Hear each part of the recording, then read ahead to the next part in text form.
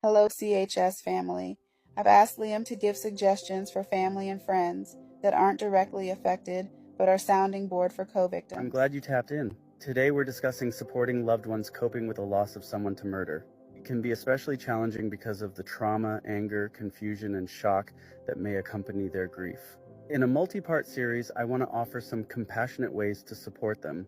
Be present and listen. Sometimes simply being there and listening without judgment or pressure is the best thing you can offer.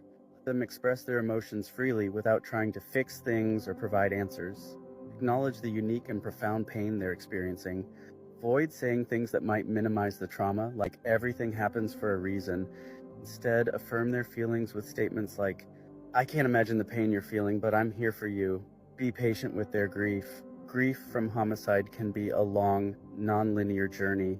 Don't rush them to move on or be strong. Let them process at their own pace, understanding that it may take years to feel any sense of normalcy. Encourage healthy coping skills. While grief is personal, encourage them to find healthy ways to cope, whether through therapy, journaling, exercise, or creative expression. Sometimes joining a support group for homicide co-victims, such as the Casualties of Homicide Society, can help them connect with others who understand their experience. Be aware of trauma responses. Many who lose someone to homicide can experience symptoms of trauma like flashbacks, anxiety, or even guilt.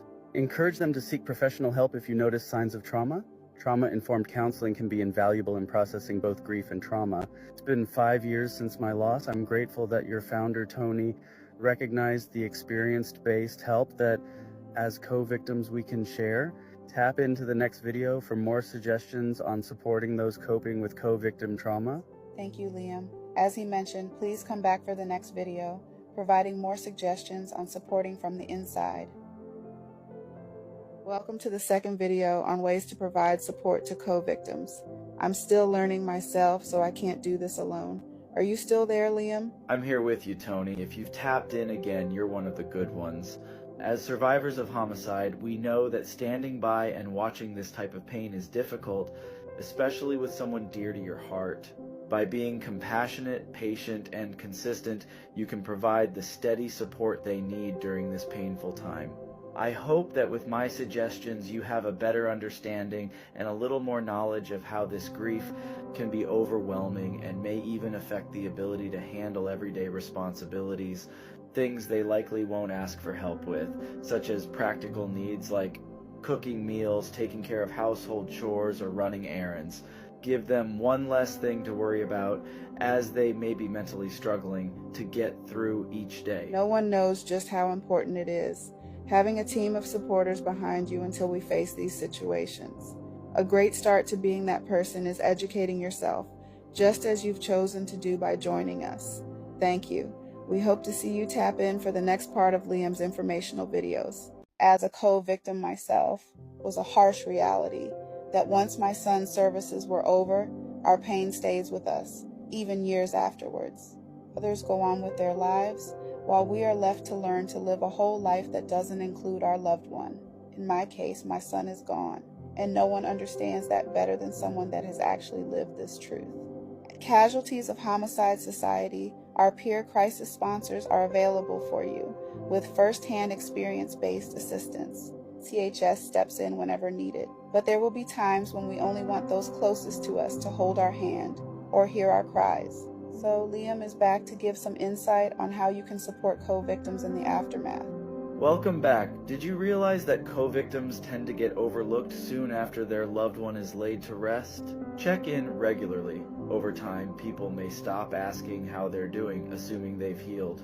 Make a point to check in on them periodically, even months or years later, as grief may resurface, especially around anniversaries or holidays. Respect their privacy. Don't be offended that they may not always want to talk about their loss, or may have times when they need space. Respect their boundaries and let them know you're there whenever they're ready.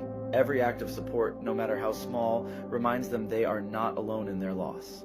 Tap into our next video where we will discuss supporting co-victims as they navigate the justice system. Thank you again, Liam. We definitely look forward to hearing from you again. Hello, CHS family. We've come to one of the most difficult situations. the judicial system, it's crucial because the legal process can be overwhelming and often re-traumatizing. When co-victims are forced to face a perpetrator, relive or visualize horrific events, it's emotionally and physically draining.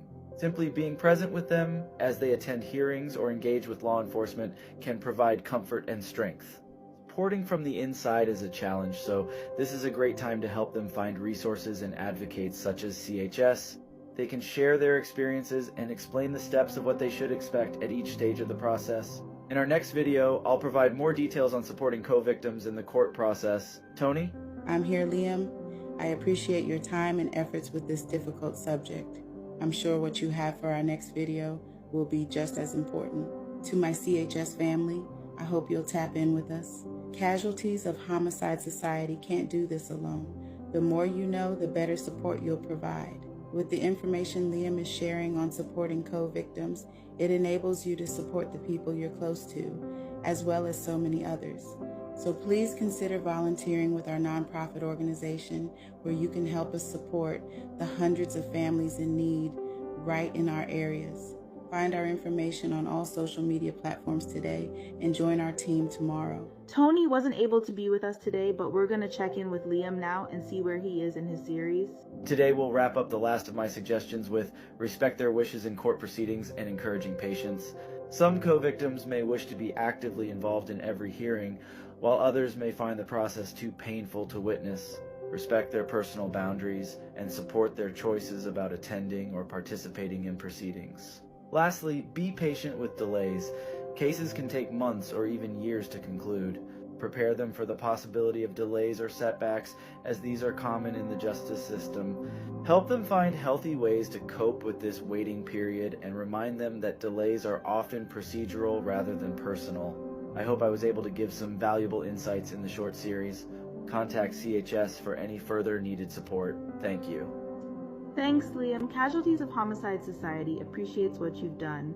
We also appreciate our CHS family for putting in such a huge effort in learning to support co-victims.